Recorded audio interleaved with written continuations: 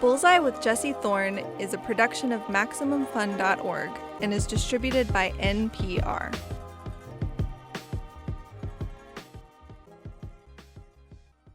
I'm Jesse Thorn. It's Bullseye.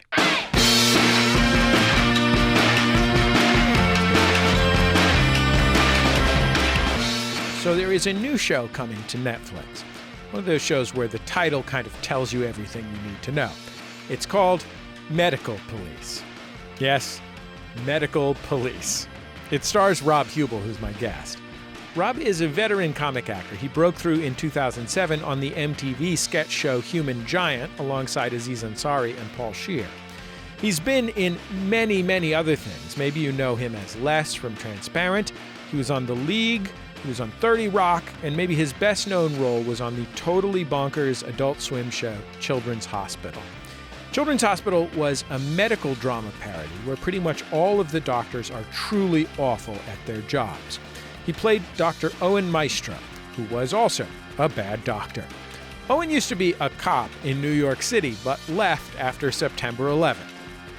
Children's Hospital's last episode aired in 2016, which brings us to Medical Police. The new show picks up where Children's Hospital left off, focusing now on Owen, played by Rob, and his ex-girlfriend, Dr. Lola Spratt, played by Erin Hayes. Here's the premise. Lola and Owen discover a deadly virus, one that could end life as we know it. And together with the government, specifically the Centers for Disease Control, the two of them start traveling the world to see who made the virus and find a cure. They are Medical Police. Here's one of my favorite scenes from the show. In this clip, Lola just confessed she's having cold feet about the mission. And as you're about to hear, Rob's character is giving her a pep talk. Hey, now listen to me. Come here. Remember what happened to us in Berlin? Yeah. We got shot out of the sky Yeah. and left for dead. Yeah. No backup or support. And Yeah. what did we do? We kicked and then we continued to kick Florence, Sudan, Denmark, and France. Also Florida, to a lesser degree, Latvia. And now here we are in beautiful... Shanghai, Yes, Shanghai, China. which is where we are. Yes. But isn't it a matter for the police?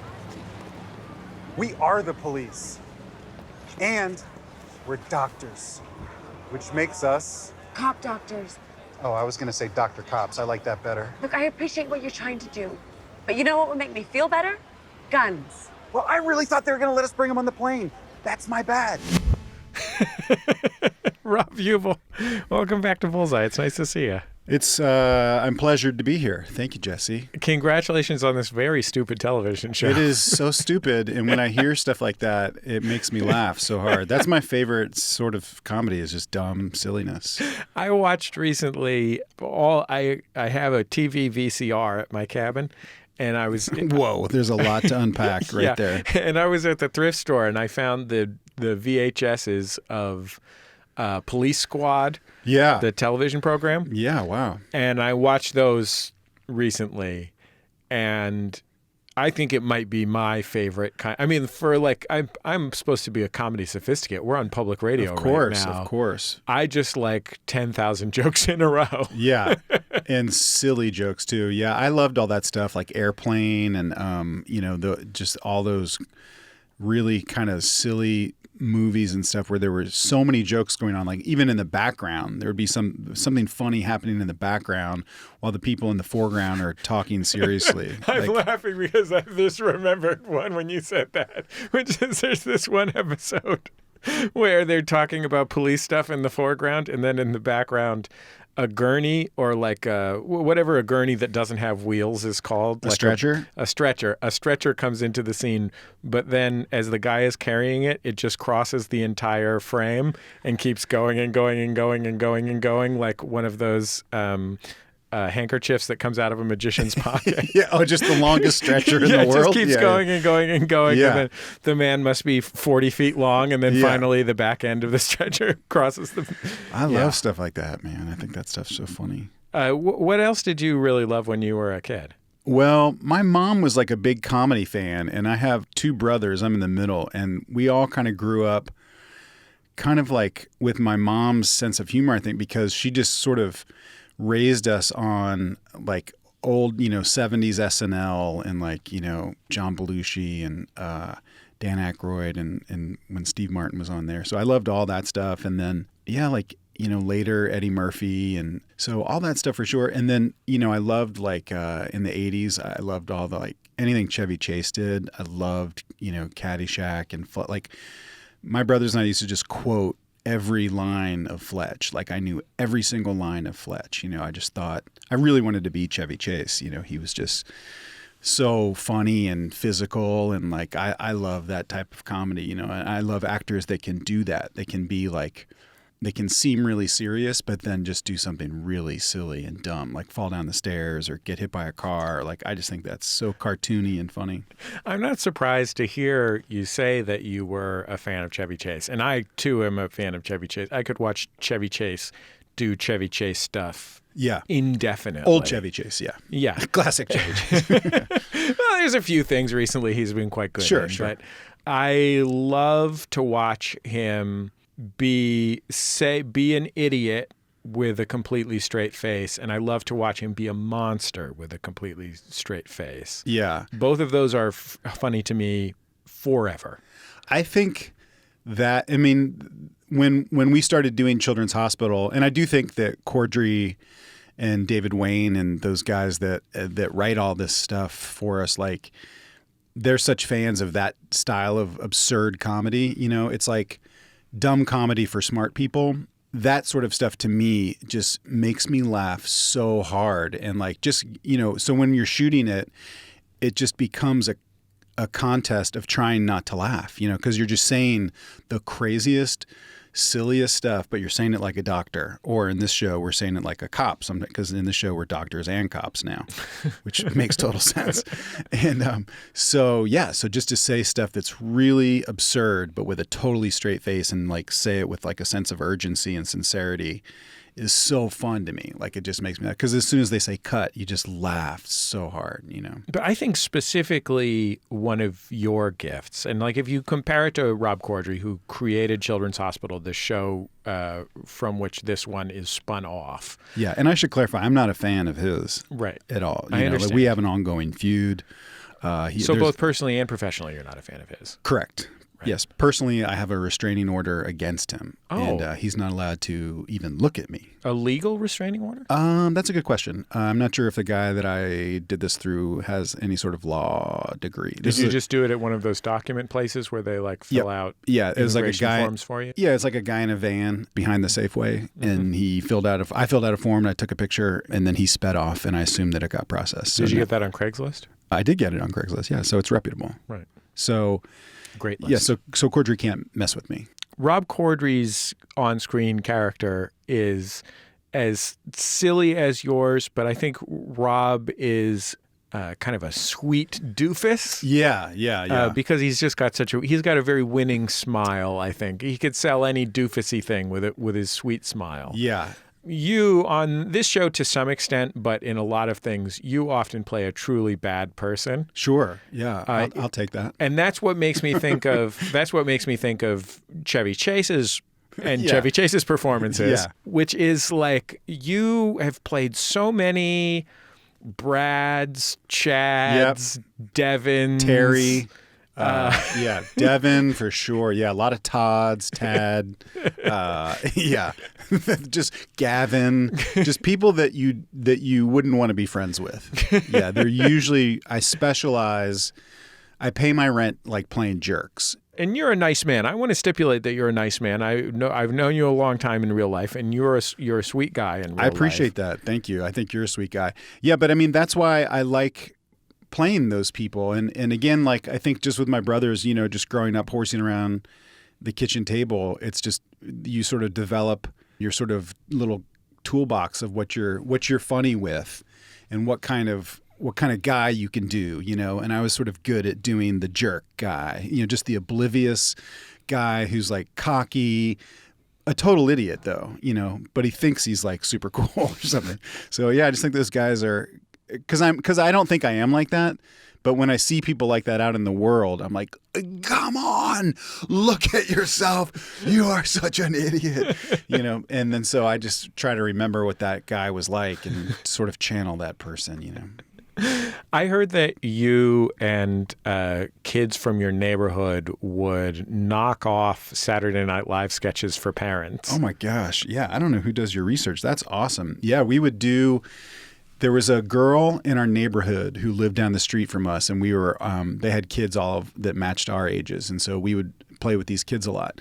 And their older sister would tape Saturday Night Live and then transcribe it. And then we would put it on like the next day or something, or like a couple days later. So we would basically just do verbatim SNL sketches, which, by the way, the Writers Guild should come to my house and arrest me for doing that.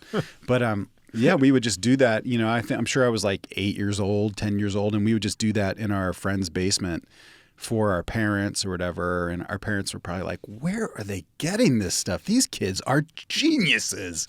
The Coneheads? What? Cheeseburger, cheese. Like, where are these routines that they're coming, these characters, and we're just totally ripping off, like not even parodying, like just reading back the sketches from the previous night. What's amazing about it to me is that you are part of a cohort of performers who all became professionals, many very successful professionals, and you did it by pursuing the one comic art that absolutely cannot be a career. So improvisation. Yes, correct. There's you're not going to make money. 8 people at the Second City in Chicago yeah. Who do half improv. There's a few people on a Second City cruise ship somewhere. Yeah, they make money. Yeah. There's some people at a thing called Boom Chicago in Amsterdam. Yep. And that's the full complement of full-time professional improvisers. Those in the people make world. money. Yeah. Everybody else, the hundreds of thousands of other young people doing improv are not getting paid. It's not a lucrative a hobby at all. You're not going to make money. But I mean, the thing that it does give you is you learn to write. Because you're essentially writing on your feet. You're making stuff up with someone else as the audience is watching, and so it's basically writing. And so that sort of muscle for me has paid off in other ways. Like now I feel like I can sort of write comedy better or come up with a lot of times. Like I feel like when I get hired on a show or a movie or something, I'm like, I think why I got cast is to hopefully improvise a little bit, so usually the director to come and do a Rob Huebel. They want a Rob Huebel type to come and do a Rob Huebel thing. I hope so. Oh God, I hope so. But but yeah, so I assume that like they're going to kind of let me do my thing a little bit and let me kind of improvise some and sort of try to beat the jokes that they already have, So I'll do all the stuff that's scripted for sure, and let's get that, and then hopefully they'll let me do a run of my own ideas also. But yeah, so I think it's hopefully paid off in other ways, and I kind of got very lucky back in New York doing commercials, like because I was doing all that improv stuff and sketch comedy and for free, as you mentioned, and then somewhere in there I took a commercial acting class with like Jason Mantzoukas and Jessica St. Clair and like Lennon Parham. We were all in like the same, Brian Husky. So we were on like the same commercial class together. And then from that I started getting commercials. And so then I was able to like kind of quit my little day jobs, and just make that sweet, sweet commercial bread. I'm talking about the Olive Garden, bro. I guess we can't name people on this show because you can name. I'm talking about McDonald's, the Olive Garden, FedEx, Kinko's. What other corporations did I plug? You were inconsiderate cell phone I was. guy. That was one of the first commercials I did. And that was for, I don't think this company is around anymore. There was a cell phone company called Singular, and they had a commercial that used to play before movies across the country, and it was just a reminder to turn your cell phone off. And it was just me being a jerk on my cell phone. It's called Inconsiderate Cell Phone Man. And so it was just a montage of this guy in terrible situations being a jerk on his cell phone. Hello? Pedro? Instant, considerate cell phone man. You're at the concert? Thanks for the invite, Glenn. You tell her I'm tan all over. So inappropriate. I think I mentioned I was going to interview you on Twitter, and several people brought that up. Buddy, That's something that will follow you to to your my grave. To my grave. That will follow me to my grave. And then there's a meme of me that will follow me to my grave also, and which is from Children's Hospital, which is me in a with a very thick mustache, not as aggressive as yours, but in a blue tuxedo throwing glitter. And so that little GIF is out on the internet, and that's a little moment from Children's Hospital. But now that gets sent around everywhere, that GIF, for like birthdays and, you know, whatever. So I'm like this meme. And I do think that when I ultimately die, like get hit by a bus crossing the street, they'll play that at the Emmy Awards, hopefully, like, oh, in memoriam. And they'll play like my little glitter clip. Which would be awesome. He was the poor man's Rip Taylor. We knew him from a GIF. Again, just ripping off Rip Taylor. Yeah. We'll finish up with Rob Huebel after the break. Stay with us. It's Bullseye for MaximumFun.org and NPR. You know how every year you vow that this will be the year you start keeping up with the news more? Well, that resolution just got easier. The NPR Politics Podcast is there every day by 5 p.m. to keep you up to date on all the latest political news and explain what matters. Listen daily.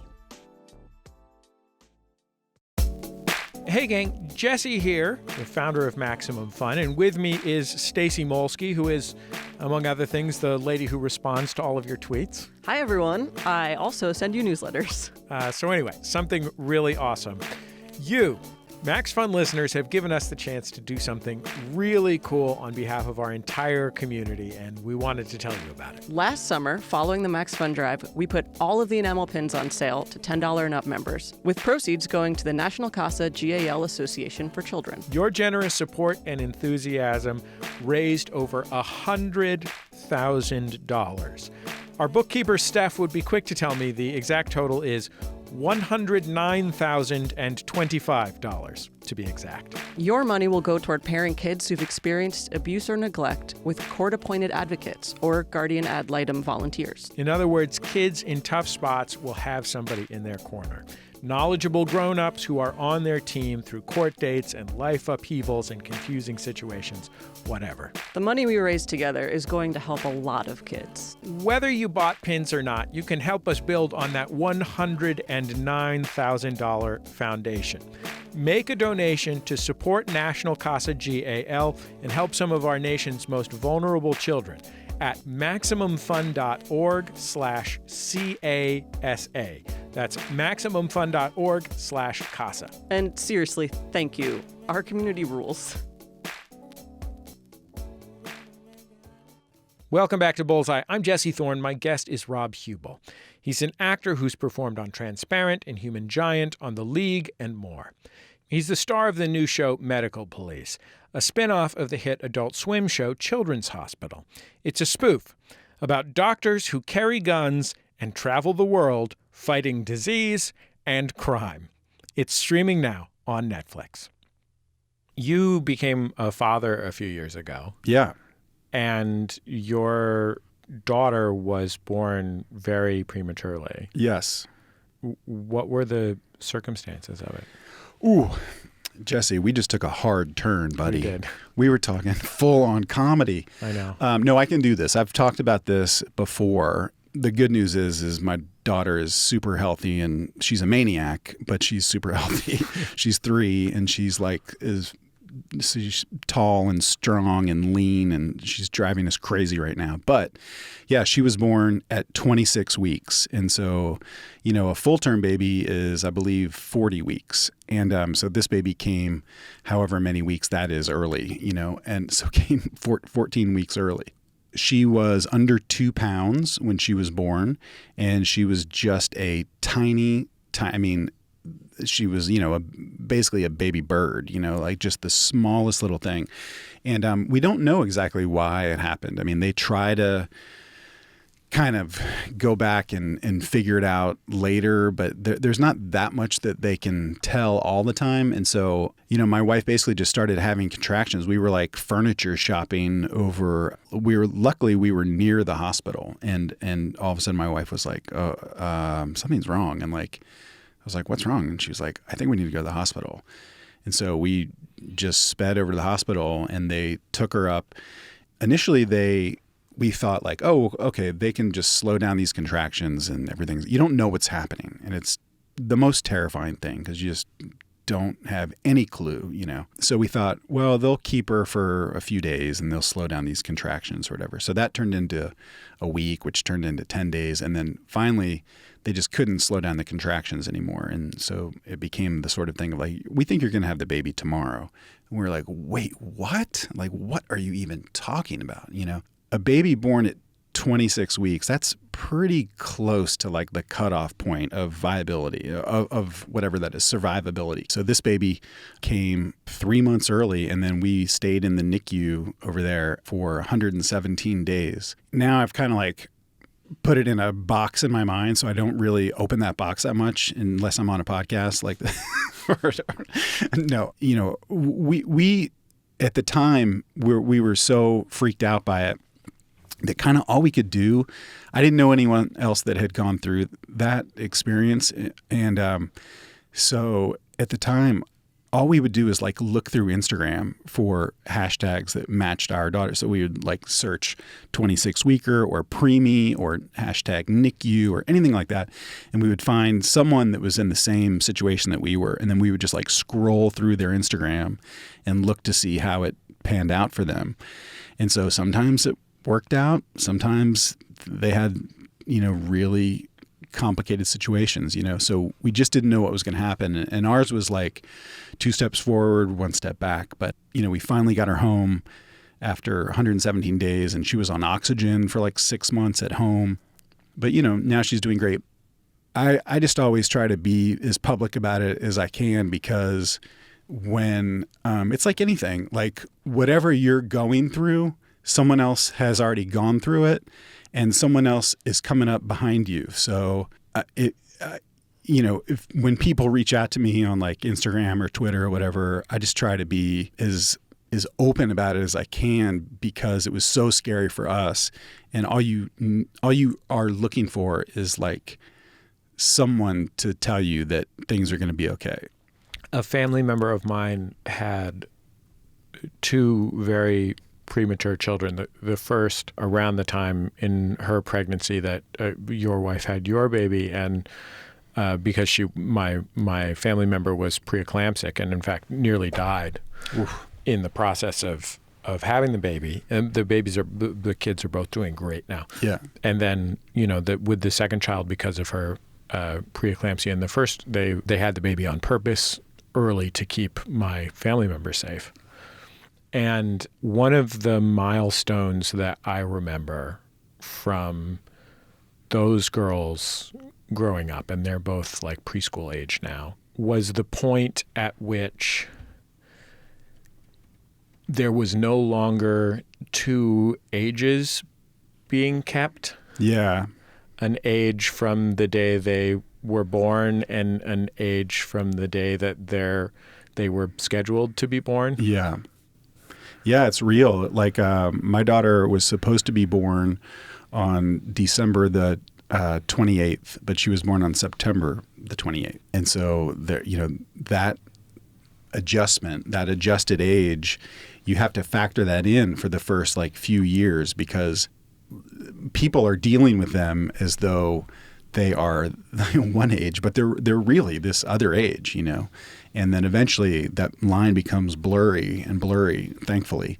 And then it just kind of melts away. And then you're like, oh, they're just this age.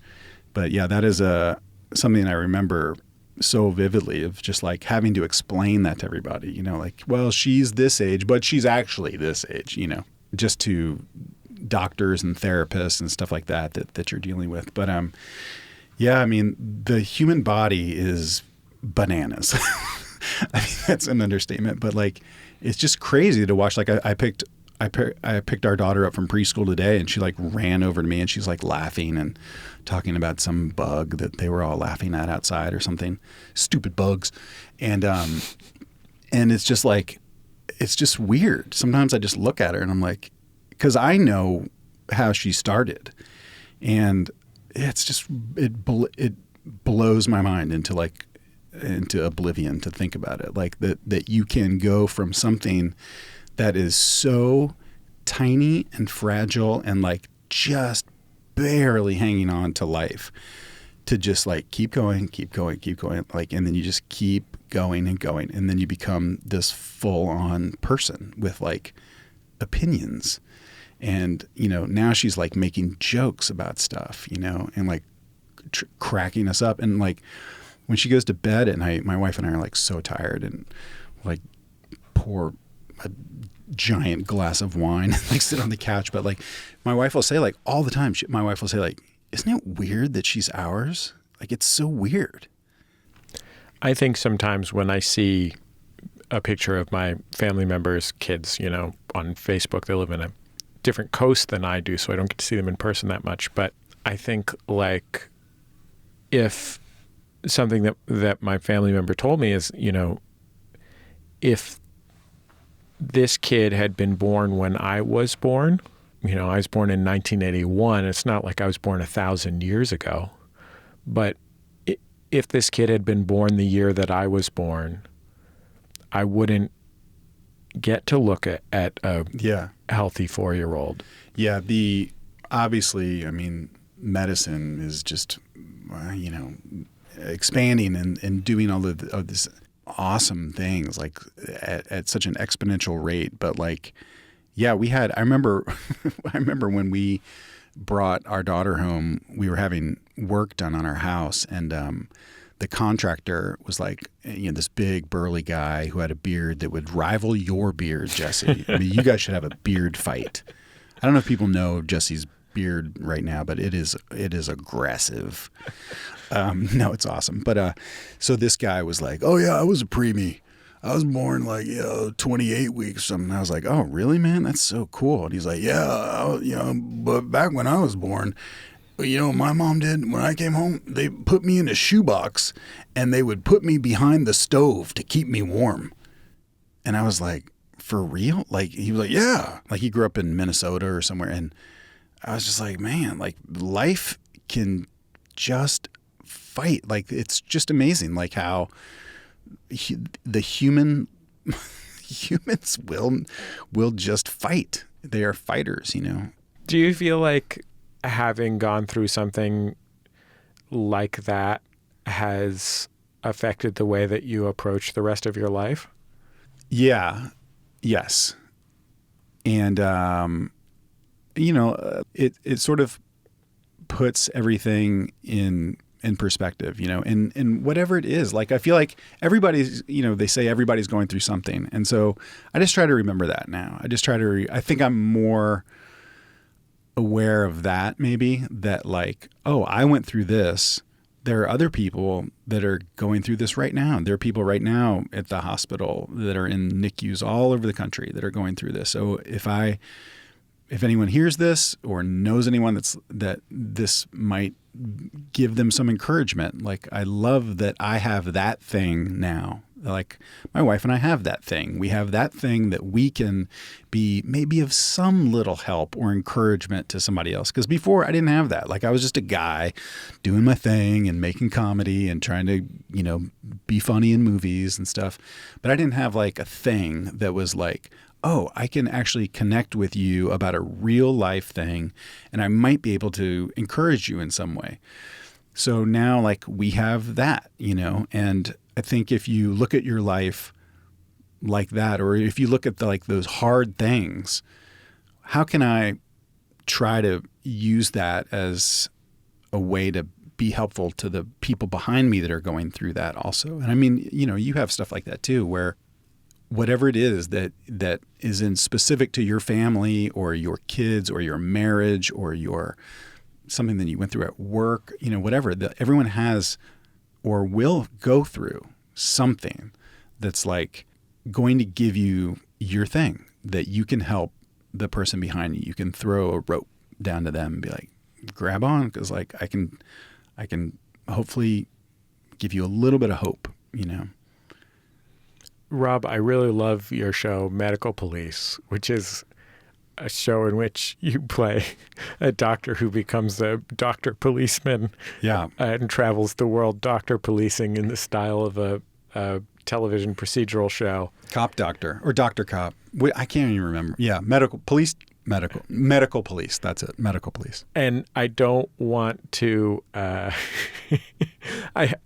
just going to play as a sort of like eating a cracker when you're doing a wine tasting or something. Yeah. I'm going to play one more stupid clip from your stupid show that I love. Please. Before we go, you and your partner, Dr. Lola Spratt, have apprehended someone that you thought was a terrorist and shot and killed him. And then they figure out, or they shot him, I think they shoot him in the arm. Yeah, we shot him in the arm. He's not quite dead. Yeah, he's not dead. He's hanging on.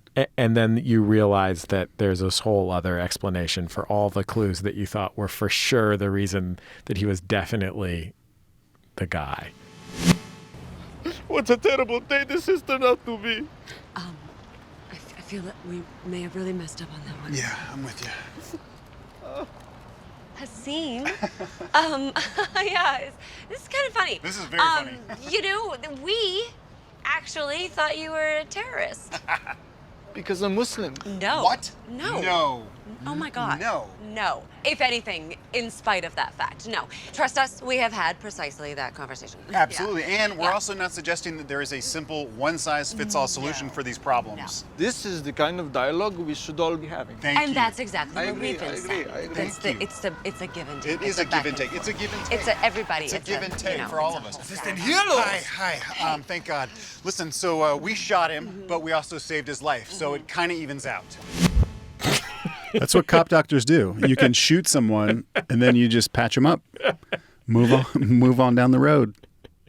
Rob, thank you for your candor talking with me today, and thanks for this great show that its high-spirited stupidity will bring great warmth and comfort to many people's lives. Thanks, Jesse. I'm a big fan, and I love doing the show. Thanks for having me. Rob Huebel, Medical Police is so funny. I cannot tell you how funny Medical Police is. It is full of laughs. I can't wait for you to see it. It's streaming right now on Netflix. That's the end of another episode of Bullseye. Bullseye is produced at MaximumFun.org World Headquarters, overlooking MacArthur Park here in beautiful Los Angeles, California, where there was a film shoot in the park. Not an uncommon occurrence. A lot of great movies have been shot in MacArthur Park. The subject of this one, two guys wearing matching gray tracksuits, both wearing bright red shoes, with identically styled beards and man buns. Then, later on, they changed into leopard print. Our show is produced by Speaking Into Microphones. Our producer is Kevin Ferguson. Jesus Ambrosio is our associate producer. We get help from Casey O'Brien, who I just saw with a giant electric piano in the office.